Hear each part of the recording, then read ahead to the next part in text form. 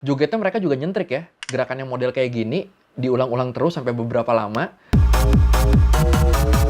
Budaya jongkok sendiri di Rusia dulu banyak ditemukan di kalangan. Oke, masih dalam rangka gue ketagihan ngebahas subculture di dunia. Kita bahas subculture mana lagi ya? Asia udah banyak, Afrika udah, Eropa kali ya. Kebetulan di Rusia ada subculture yang unik dan nyentrik banget. Termasuk jamet kah ini? Kita lihat ntar.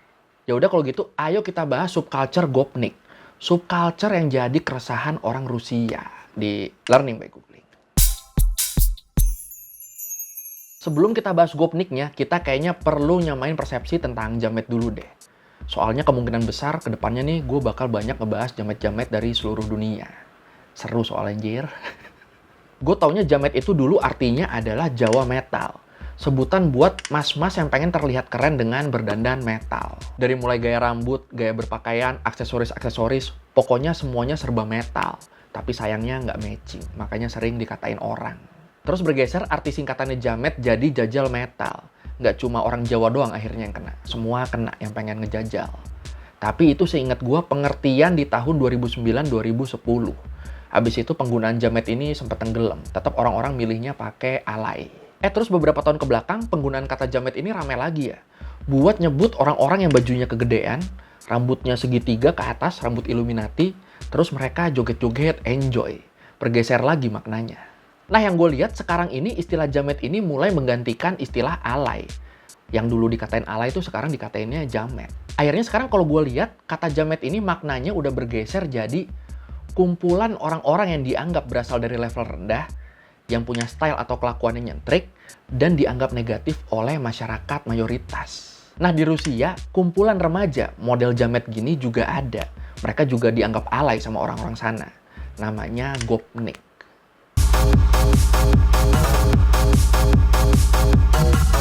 Sebenarnya Gopnik ini nggak cuma ada di Rusia ya. Orang-orang Gopnik ini juga bisa ditemuin di Ukraina, Belarus, dan negara-negara pecahan Uni Soviet lainnya. Biasanya mereka bisa ditemuin di kota-kota kecil. Mereka berasal dari keluarga kelas bawah dengan pendidikan rendah. Banyak juga dari mereka yang putus sekolah.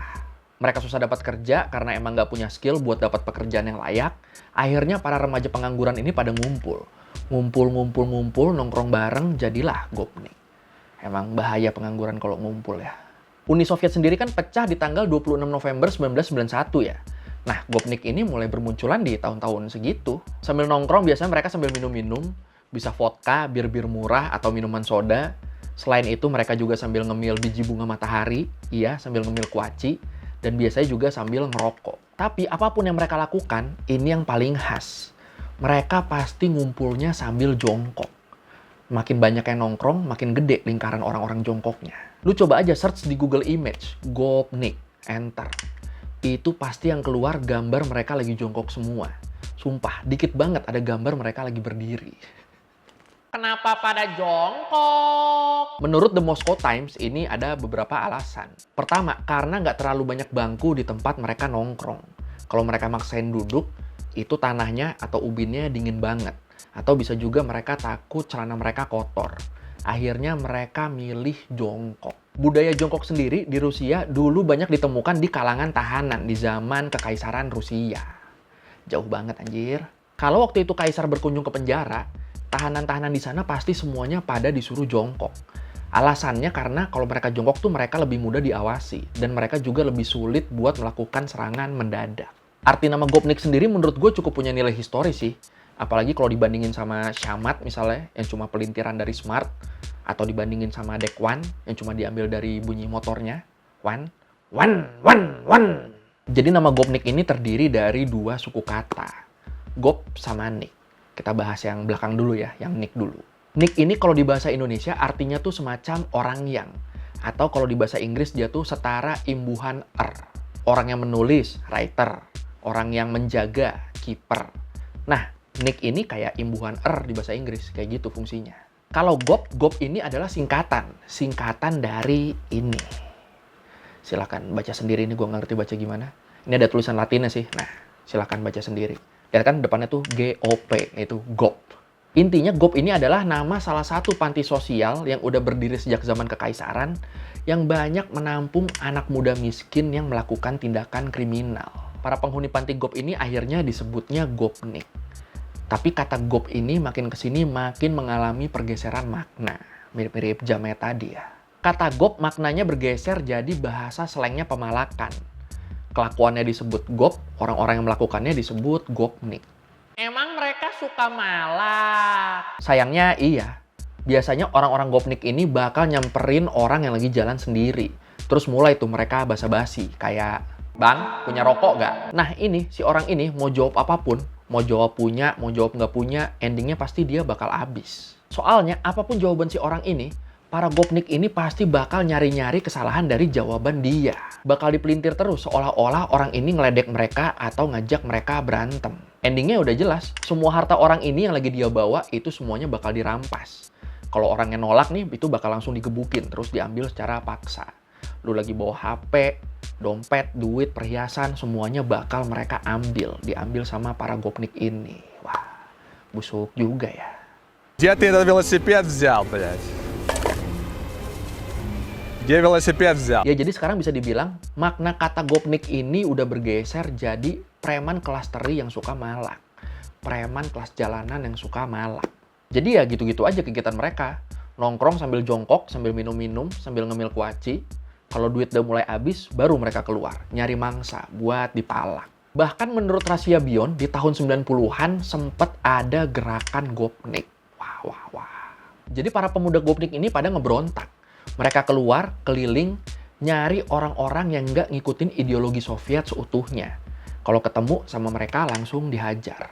Ini sebenarnya sebutan buat orang-orang yang diincar sama gopnik ini adalah orang-orang non-konformis. Ini kalau kita mau bahas lebih detail bisa jadi satu video sendiri.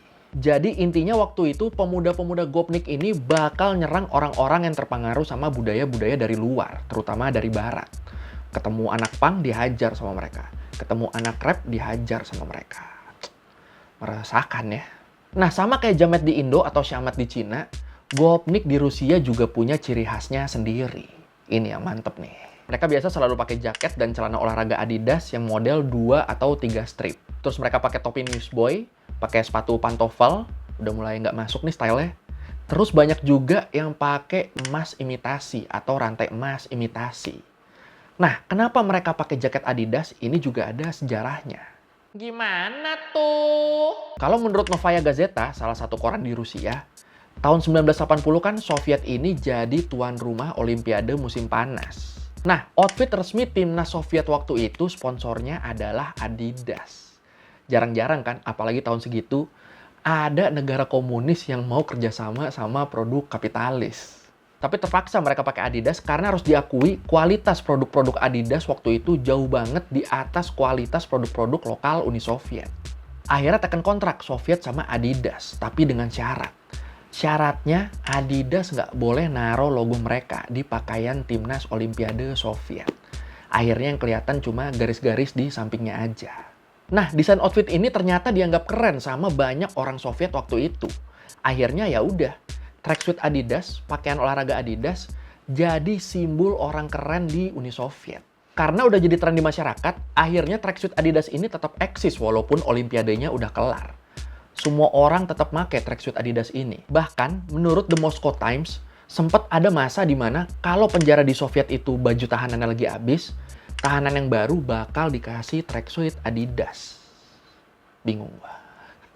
Jadi ya akhirnya karena semua orang pengen dan semua orang make, tracksuit Adidas ini akhirnya jadi pakaian umat yang gampang banget didapat di Soviet. Makanya akhirnya Gopnik pun pakai ini karena paling gampang dapatnya, paling gampang nyarinya. Terus seiring berjalannya waktu, Gopnik ini jadi punya satu jenis musik yang nempel banget sama image mereka. Namanya jenis musik hard bass.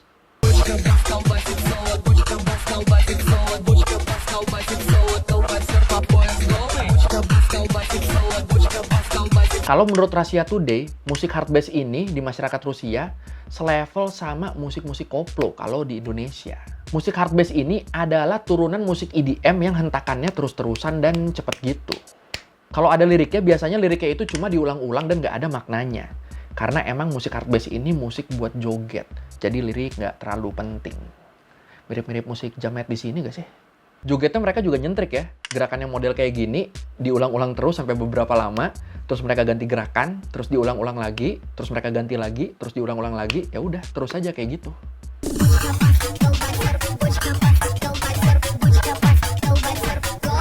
Kalau menurut sosiolog Vera Graviliuk, Gopnik ini sebenarnya adalah orang-orang yang menentang sesuatu yang baru atau di luar kebiasaan. Ini menjaga tradisi tapi jatuhnya jadi berlebihan ya. Makanya tadi kan yang suka musik-musik dari barat kayak punk, rap itu pada dihajar sama mereka. Vera Graviliuk juga bilang, konsep pandangan dunia mereka adalah menolak semua budaya. Seperti pendidikan, toleransi, ketenaga kerjaan, dan aspirasi untuk pengembangan diri.